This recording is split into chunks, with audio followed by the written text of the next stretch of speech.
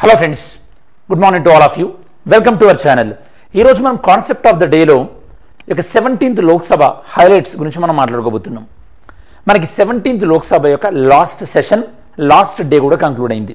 Okay, కాబట్టి అసలు ఒక 17th లోక్సభలో ప్రధానంగా పాస్ అయినటువంటి బిల్స్ ఏంటి, అసలు ఈ 17th లోక్సభ ఎన్నిసార్లు సమావేశమైంది అన్న అట్లాంటి ఇన్ఫర్మేషన్ మనం తెలుసుకుందాం. ఈ ఇన్ఫర్మేషన్ నుంచి ఫర్దర్గా మీరు ఏదైనా సరే అంటే న్యూస్ పేపర్ చదివినప్పుడు ఆ నోట్స్ని కూడా దీనితో పాటు మీరు యాడ్ చేసుకోండి. సో దట్ రేపు మీకు బ్యాక్ ఆఫ్ ద మైండ్ అంటే మీకు అరే 17th లోక్సభ ఏమైనా క్వశ్చన్స్ అడిగే అవకాశం ఉంది కదా, ఇన్ఫర్మేషన్ నేను ఎక్కడి నుండి స్టార్ట్ చేయాలి అనుకునే వాళ్ళకి this is going to be the right point. So first మనకు అర్థం కావాల్సింది ఏంటంటే లోక్సభ యొక్క డ్యూరేషన్ అనేది నార్మల్గా 5 years ఉంటుంది. 5 years కన్నా ఎక్కువ కూడా అవ్వచ్చు లోక్సభ డ్యూరేషన్. 5 years కన్నా ముందైనా సరే లోక్సభని డిజాల్వ్ చేయొచ్చు. లోక్సభ యొక్క డ్యూరేషన్ 5 years కన్నా ఎప్పుడు పెంచుతామంటే మనం ఎమర్జెన్సీ టైంలో ఆర్టికల్ 352 ఇంప్లిమెంటేషన్లో ఉన్నప్పుడు ఎమర్జెన్సీ టైంలో మనం లోక్సభ డ్యూరేషన్ 5 years కన్నా ఎక్కువగా 1 year పాటు పెంచవచ్చు. ఓకే, అలా ఎన్నిసార్లైనా పెంచవచ్చు, అంటే and number of times 1 year పెంచుకుంటూ వెళ్ళొచ్చు. సరే, మరి ఇప్పటివరకే మన ఇండియన్ పార్లమెంట్ హిస్టరీలో ఏదైనా లోక్సభ యొక్క డ్యూరేషన్ అలా పెరిగిందా, పెరిగిన సందర్భాలు ఏమైనా ఉంటే కనుక ఆ లోక్సభ ఏంటి? నెక్స్ట్, మరి లోక్సభ యొక్క డ్యూరేషన్ తగ్గించవచ్చా? ఎస్, ఆఫ్ కోర్స్ తగ్గించవచ్చు కూడా. ఎప్పుడంటే కనుక ఈ యొక్క గవర్నమెంట్ కౌన్సిల్ ఆఫ్ మినిస్టర్స్ వాళ్ళు ఒక అడ్వైజ్ ఇచ్చేసి ప్రెసిడెంట్కి మీరు లోక్సభని డిజాల్వ్ చేయండి అంటే కనుక ప్రెసిడెంట్ ఎందుకు అని క్వశ్చన్ అడగకుండానే డిజాల్వ్ చేయొచ్చు. ఈవెన్ దాని కోర్టులో కూడా క్వశ్చన్ చేయడానికి వీల్లేదు.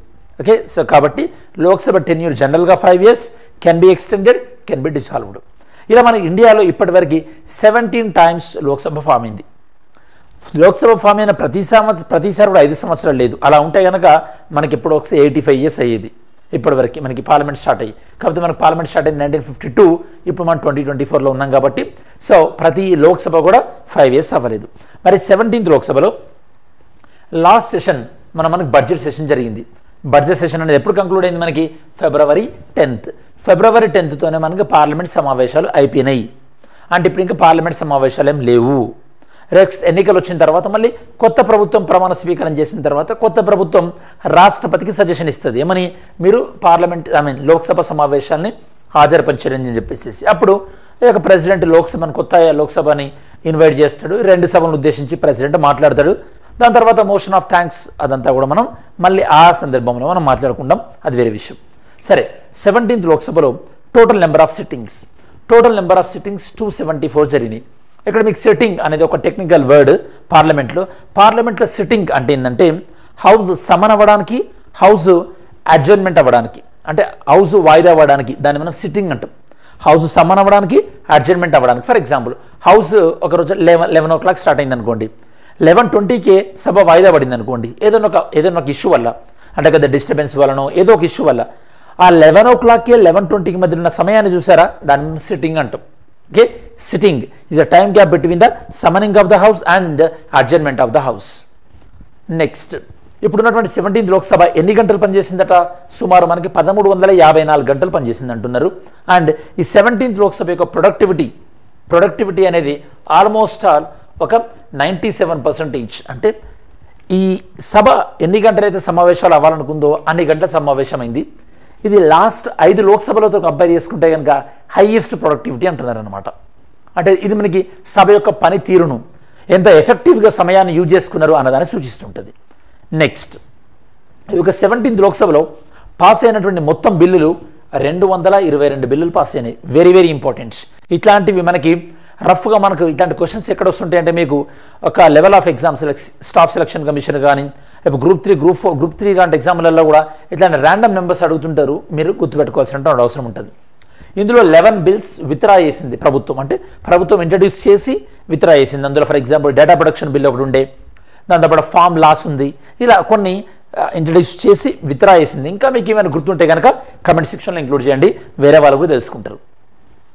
నెక్స్ట్, ఈ యొక్క 17th లోక్సభలో జరిగినటువంటి ప్రధానమైనటువంటి ఇష్యూ ఏంటంటే లోక్సభలో సెక్యూరిటీ బ్రీచ్. అంటే ఒక 2 వ్యక్తులు వచ్చి ఒక క్యానిస్టర్స్, కొంతమంది అంటే లైక్ దాని ఏమైనా స్మోక్ క్యానిస్టర్ని తీసుకొచ్చి వాళ్ళు సెక్యూరిటీ బ్రీచ్ అయింది, మీకు ఐడియా ఉండాలి. అది ఎప్పుడైంది? మనకి ఇక 13th of December రోజు జరిగింది 2023. అదే రోజు 2001 20 సంవత్సరాల కన్నా ముందు అదే రోజు పార్లమెంట్ పైన దాడి జరిగింది. యాక్చువల్ ఎగ్జాక్ట్ అదే యానివర్సరీ రోజు మనకి పార్లమెంట్ సెక్యూరిటీ బ్రీచ్ అనేది జరిగింది. Very very important. దాని తర్వాత ప్రైమ్ మినిస్టర్ నరేంద్ర మోడీ గారు 2023 లాస్ట్ ఇయర్ 2023 మే 28 మే 28 రోజు మన ఇండియన్ పార్లమెంట్ కొత్త పార్లమెంట్ని ఇనాగ్రేట్ చేయడం జరిగింది. అంటే భవిష్యత్తు అవసరాలను దృష్టిలో పెట్టుకొని భవిష్యత్తులో పెరిగేటటువంటి మెంబర్స్ సంఖ్యను దృష్టిలో పెట్టుకొని కొత్త పార్లమెంట్ని మనం ఇనాగ్రేట్ చేసుకున్నాం. ఇది కూడా ఈ 17th లోక్సభలో ఒక హైలైట్ అని కూడా మనం చెప్పొచ్చు.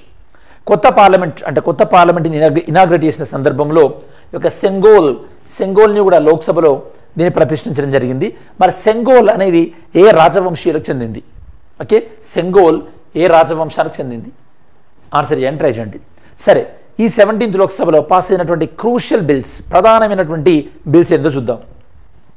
నెంబర్ 1, అబాలిషన్ ఆఫ్ ట్రిపుల్ తలాక్. ఇది సుప్రీంకోర్టు యొక్క ఆదేశాల మేరకు ట్రిపుల్ తలాక్ని నిషేధిస్తూ బిల్ చేయడం జరిగింది. ఇది ఖచ్చితంగా ఉమెన్ డిస్క్రిమినేషన్ వ్యతిరేకిస్తూ చేసినటువంటి బిల్ అన్నమాట. Next, abrogation of article 370. Article 370ని రద్దు చేసి 2019లో నరేంద్ర మోడీ గారి ప్రభుత్వం రెండోసారి ఏర్పడిన తర్వాత జమ్మూ అండ్ కాశ్మీర్ అన్న యూటీగా, లడాక్ అన్నటువంటి యూటీగా చేస్తూ ఆర్టికల్ 370ని రద్దు చేయడం జరిగింది. దాని తర్వాత ఉమెన్కి ఇచ్చినటువంటి 33% రిజర్వేషన్, నారీ శక్తి బిల్ లోక్సభలో, దాంతోపాటు అసెంబ్లీలలో మహిళలకు 33% రిజర్వేషన్స్. దాని తర్వాత భారతీయ న్యాయ సంహిత బిల్, దాంతోపాటు మనకి ఇండియన్ ఎవిడెన్స్ యాక్ట్ కూడా రీప్లేస్ అయింది అండ్ సిఆర్పిసి కూడా రీప్లేస్ అయింది. ఓకే, సో భారతీయ నాగరిక సంహిత అని చెప్పేసి ఈ న్యూ క్రిమినల్ లాస్ ఏవైతే ఉన్నాయో ఇవి కూడా చాలా చారిత్రాత్మకమైనని చెప్పొచ్చు. ఎందుకంటే మనం బ్రిటిష్ వాళ్ళు చేసినప్పుడు ఐపీసీ, అప్పుడు మనకి దాని తర్వాత వచ్చినటువంటి సిఆర్పిసి మన ఇండిపెండెన్స్లో ఈ పాత చట్టాలన్నింటిని కూడా మనం రీప్లేస్ చేసినాం. అండ్ సిటిజన్షిప్ అమెండ్మెంట్ యాక్ట్, దీని గురించి రీసెంట్గా మనకి union home ministry Amit Shah గారు మాట్లాడుతూ ఖచ్చితంగా దీన్ని మేము సిఏఎన్ అమలు చేయడం ట్రై చేస్తాం ఎన్నికల లోపే అన్నారు. ఇవి ప్రధానంగా క్రూషియల్ కీ బిల్స్. విత్డ్రా చేసుకుంది వీళ్ళు పార్లమెంట్ నుంచి ఫామ్ బిల్స్. ఈ 5 బిల్స్ని మీరు స్టడీ చేస్తే ఇంకా బెటర్ ఏమో, ఒకసారి చెక్ చేయండి. ఈ బిల్స్ వచ్చినప్పుడు దానికి సంబంధించినటువంటి ఇంపార్టెంట్ ఇన్ఫర్మేషన్, దాంతోపాటు రీసెంట్గా ప్రతి సెషన్లో కొన్ని బిల్స్ జరుగుతుంటాయి కదా, అది ఎలాగో జరుగుతుంటుంది రొటీన్గానే. సో నేను మీకు మన ఛానల్లో పాలిటిక్ ఇష్యూస్ అన్న దాంట్లో అవన్నీ కూడా లాస్ట్ మనం డిస్కస్ చేసినవన్నీ కూడా ఉంటాయి, మీరు చెక్ చేస్తుండొచ్చు మీకు టైం దొరికినప్పుడు అలా. సో దట్ మీకు ఒక క్లారిటీ వస్తుంది అసలు ఏం జరిగింది ఇన్ని రోజులల్లా అని చెప్పేది. మీరేమైనా మిస్ అయి ఉంటే కనుక మీరు కమ్ బ్యాక్ ఇవ్వచ్చు, అంటే నేర్చుకోవచ్చు ఫర్దర్గా. సరే, ఇది మనకు ఓవరాల్గా 17th లోక్సభకు సంబంధించినటువంటి అంశాలు. మరి వీడియో ఎండ్ చేసే కన్నా ముందు ఒకసారి మనం క్విక్ ఓవర్ రివ్యూ చూద్దాం. 17th లోక్సభ బడ్జెట్ సెషన్తో ఎండ్ అయిపోయింది. 17th లోక్సభలో ఉన్నటువంటి sessions, number of hours, pass అయిన బిల్స్ అన్నీ కూడా మనం డిస్కస్ చేసాం. దాంతోపాటు పాస్ అయిన important bills and government withdraw చేసుకున్నటువంటి బిల్ ఏంది అని కూడా మనం డిస్కస్ చేసాం. ఇది ఓవరాల్గా 17th లోక్సభ యొక్క హైలైట్స్. ఐ హోప్ ఈ వీడియో మీకు నచ్చింది అనుకుంటాను. ఇన్ కేస్ మీరు ఇంకేమైనా టాపిక్ సజెస్ట్ చేయాలన్నా కూడా కమెంట్ సెక్షన్లో ఇంక్లూడ్ చేయండి. Have a great day. Thanks for watching our channel. జై హింద్.